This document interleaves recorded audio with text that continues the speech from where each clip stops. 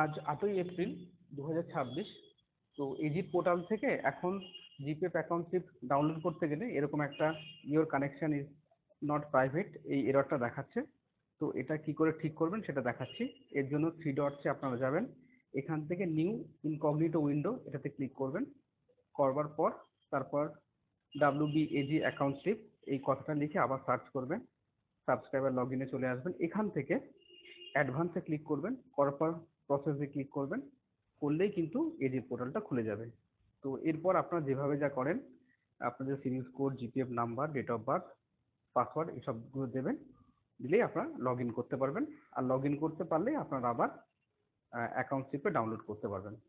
তো আমি এখন একটু দেখিয়ে দিচ্ছি যে সত্যিই করা যায় কিনা।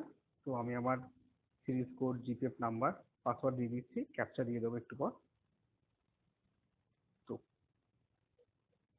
ক্যাপচা দিয়েছি, এখন সাবমিট দেবো। দেখুন লগ ইন হয়ে গেছে। তো এখান থেকে জিপে অ্যাকাউন্ট স্টেটমেন্ট থেকে আমি একটু জিপে অ্যাকাউন্ট স্টেটমেন্ট ডাউনলোড করতে পারবো। এভাবে আপনারা করতে পারবেন। ধন্যবাদ সবাইকে।